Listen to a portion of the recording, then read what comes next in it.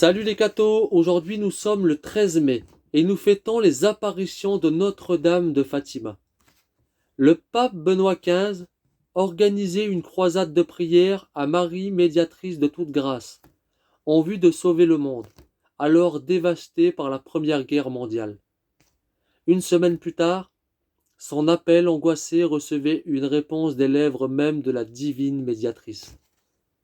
Un dimanche, 13 mai 1917, 3 enfants gardent leurs brebis sur les collines de Fatima, au Portugal. Lucie, âgée de 10 ans, et ses cousins François et Jacinthe, âgés respectivement de 9 et 7 ans, sont les heureux choisis de la Vierge. En entendant sonner midi au loin, ils s'agenouillent et récitent le chapelet.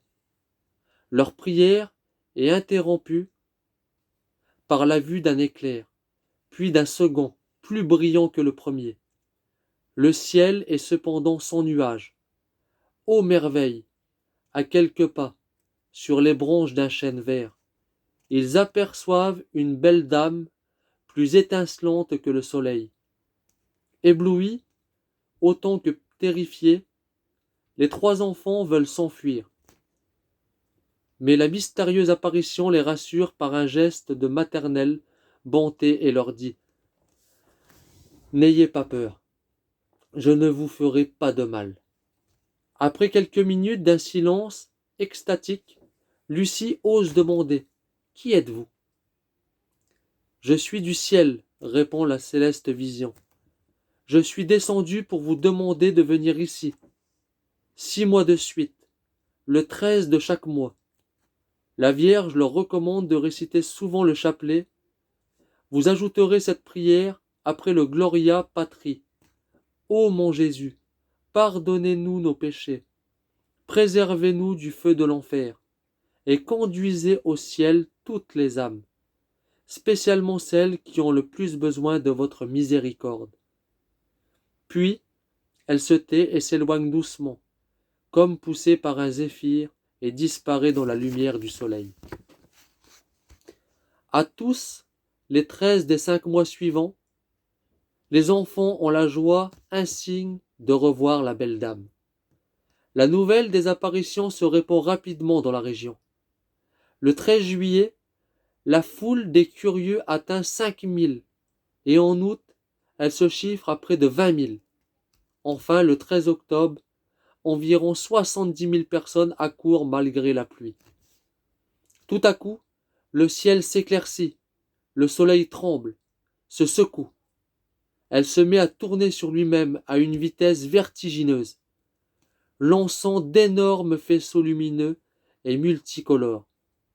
Les nuages, les arbres, les rochers prennent les teintes les plus variées, pendant que la foule, haletante, contemple ce saisissant spectacle. Les 3 enfants voient la très sainte Vierge accompagnée cette fois-ci de Jésus et de Saint Joseph. Ce prodige inouï dura une douzaine de minutes et fut aperçu distinctement à plus de 40 000 à la ronde.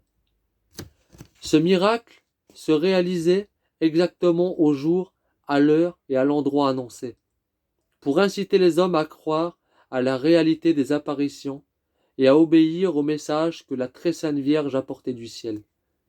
À Fatima, comme à Lourdes, Notre-Dame recommandait la pénitence et la récitation du rosaire.